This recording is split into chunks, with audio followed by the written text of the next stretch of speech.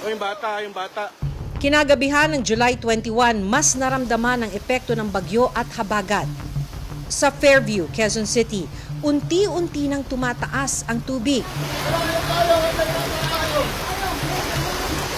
Kaya ang ilang mga rescuer, isa-isa nang pinalilika sa mga residente mula sa kanilang mga bahay.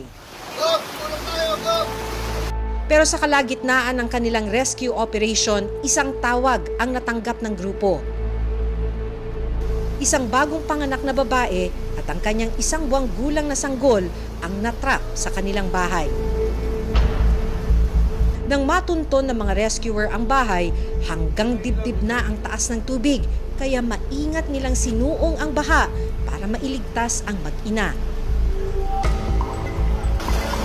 Hapit lang po, hapit lang.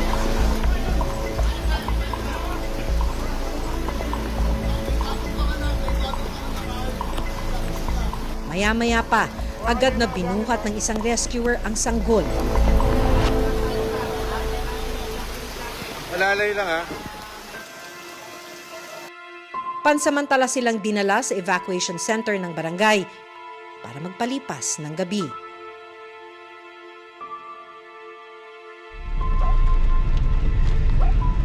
Nito lang Miyerkules, nahanap namin ang pamilya ng sanggol. Kwento ng kanyang ina na si Marciana, hapon ng July 21 nang magsimula ang unti-unting pagtaas ng tubig sa kanilang lugar.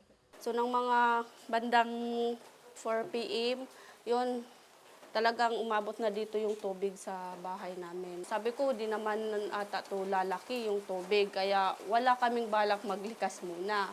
So nag-steam muna kami sa taas. Di ko naman kasi sa second floor, di naman basta-basta talaga abutin ng baha. Pero pagpatak ng alas 8 ng gabi, dito na raw umabot ng hanggang dibdib ang baha. Lampas na ng bintana namin. Kaya sabi ng partner ko, mag-impake ka na kasi baka pag bumaha, baka pag bigla ang tumaas yung tubig, di na tayo makalabas. Agad silang humingi ng tulong sa barangay para ma-rescue. At kahit pa bagong panganak, walang alinlangang nilusong ni Marciana ang baha. Mahirap po kasi siyempre yung ganong sitwasyon napaka-delikado, lalo na sa mga anak ko. Kasi yung ganong sitwasyon, paano na lang kung wala talagang magre-rescue, nakakatakot naman. Baka lahat na lang kami malulod dito. Habang ang kanyang panganay na anak na si Dever sa bubong ng kapitbahay na natili. Ito po yung bubong. Hanggang dyan po yung bahay, sa taas po. Takip na po itong sampayan. Sa patuloy naming paglilibot sa Barangay Fairview, inabutan namin ang paglilinis ng mga residente. Actually po yung dahil sa tabi po nung Lamesa Dam, mabilis po spillway, so umakyat po yung tubig. Tapos meron po yatang mga bara sa bandaron. So ngayon babalik po yung tubig dyan. So imbis na tuloy-tuloy po yung niya, ay mapaw. Isa pa po pala, meron po palang riprap na nasira. So nasira yung riprap, nagiba. Sa Novaliches, Quezon City, nakuna ng CCTV ang mabilis na pagtaas ng baha.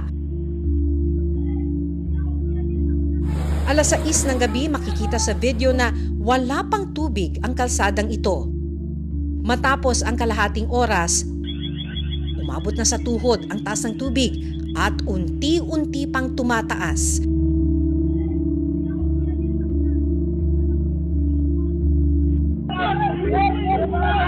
Pagpatak ng alas 9 ng gabi, makikita na ang isang rescue boat sa kayang ilang residenteng lumilikas dahil umabot na sa dibdib ang taas ng baha.